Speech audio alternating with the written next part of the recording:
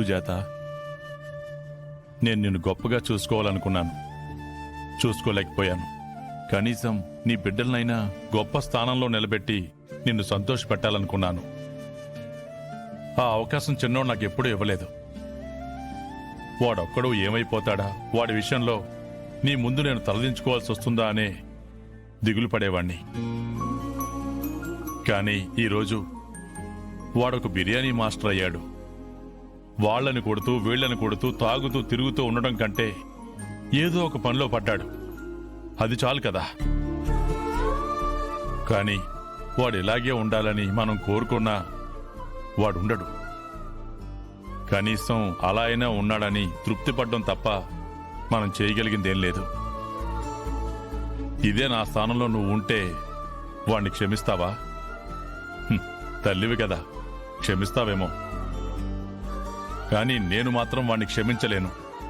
నిన్ను దూరం చేశాడన్న బాధ మర్చిపోవడానికి వాడు నాకెప్పుడూ అవకాశం ఇవ్వలేదు. కాస్త ఊహ తెలియగానే తాగడం మొదలుపెట్టాడు, గాలికి తిరగడం మొదలుపెట్టాడు.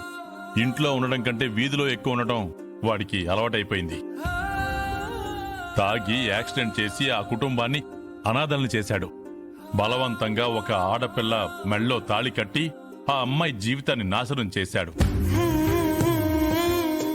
ఇన్ని తప్పుల్ని ఎలా క్షమించగలను? సరే, అవన్నీ క్షమించాలనుకున్నా నీ మీద ఒట్టేసి మరీ తాగాడు. ఎలా క్షమించమంటావు? నా వల్ల కాదు. ఈ జన్మకు నేను వాడిని క్షమించలేను. దీన్ని నటిస్తుంది చెప్పు. మావయ్య గారంటే నువ్వు ఇంత ఇష్టపడతావు. ఆయన కొట్టినా నిన్ను తాకాడు అని ఆనందపడతావు. కానీ ఆయనేమో నిన్ను ప్రతి విషయంలోనూ శత్రువులా చూస్తారు. అయినా నువ్వింకా ప్రేమ పెంచుకుంటూనే ఉన్నావు. నిన్నెలా అర్థం చేసుకోవాలో నాకు అర్థం కావట్లేదు చిరు.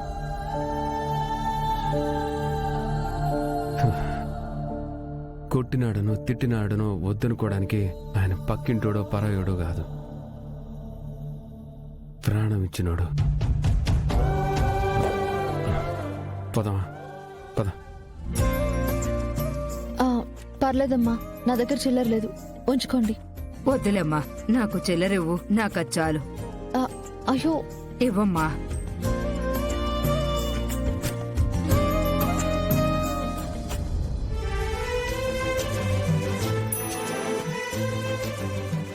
ఓ బాబా బాబా, నువ్వు తోలుతా ఉంటే నేను పక్కన కూర్చొని ఏం చేసేది? నాకు బోర్ కొడతా ఉండదు. ఇప్పుడు నేను డ్రైవ్ చేస్తాను, నువ్వు కూర్చో. సాయం చేస్తాను. దాన్ని ఎలా కిడ్నాప్ చేయాలి, ఎక్కడ దాచిపెట్టాలి, వాణ్ణి ఎలా ఏడ్పించాలన్నది నువ్వు చూసుకో. కృష్ణం రాజుని ఏం చెయ్యాలన్నది నేను చూసుకుంటాను. సరే మేడం, రేపే దాన్ని కిడ్నాప్ చేస్తాను. కానీ ఆ చిరు అనేవాడు అడ్డు రాకుండా చూసుకునే బాధ్యత మాత్రం నీదే. విజయశాంతిని పట్టుకోవడం పెద్ద కష్టమేం కాదు మేడం. అది ఆటో తోలుతూ ఉంటుంది కాబట్టి దారిలో కాపు కాసి ఎక్కడో చోట పట్టుకోవచ్చు. అలానే తొందరపడ్డం కాదు. ముందు నీ మనిషి ఒకణ్ణి ఆ ఇంటి ముందు కాపలా పెట్టు. ఆ విజయశాంతి ఆటోలో బయలుదేరగానే అది ఎటు వెళ్తుందో నువ్వు తెలుసుకో. దాన్ని బట్టి దాన్ని ఎక్కడ కిడ్నాప్ చేయాలో నువ్వే ప్లాన్ చేసుకో.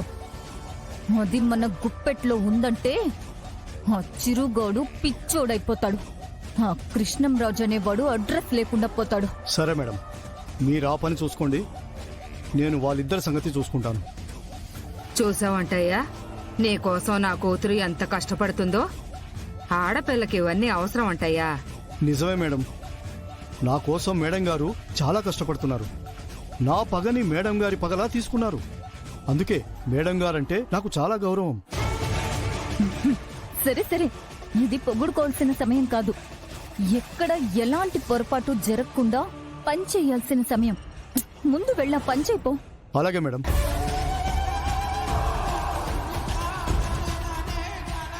బాకరాగాడు భలే దొరికాడే నీకు. అడ్డం పెట్టుకోవడానికి ఆయుధం కావాలని దాన్ని చూపించాను, కానీ వీణ్ణే ఆయుధంగా వాడుకుంటున్నానని వాడికే తెలీదు పాపం. చాలు బాబు, నువ్వు చేసిన హెల్ప్ చాలు. ఈ పనులన్నీ నువ్వు చేయడం, మీ అత్తయ్య గారేదో నిన్ను నా చీర కొంగుకు ముడేసుకుని తిప్పుకుంటున్నానని మాట్లాడడం అవసరమా చెప్పు?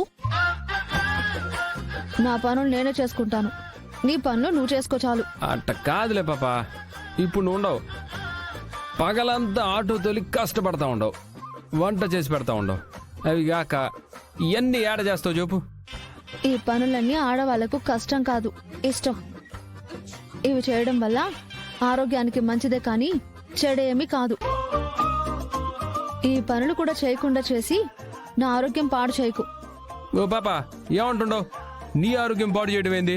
ఇంటి ముందు ముగ్గేయడం అనేది ఆడవాళ్ళకి ఎక్సర్సైజ్ లాంటిది. ఎక్సర్సైజ్ చేస్తే ఆరోగ్యానికి మంచిదే కదా. మరి నా ఆరోగ్యాన్ని నువ్వు పాడు చేస్తే ఎలా? ఓ అట్టొచ్చుండవా? అట్ట సరే సర్లే అయితే. పాపా, పొద్దున్నే కమ్మగా ఒక కాఫీ తాగాలనిపిస్తా ఉండదు, పెట్టారదా? అది అలా పనులు చెప్పు, టకటకా చేస్తాను. ఇప్పుడే పెట్టి తీసుకొస్తానుండు. పెట్టు పెట్టు.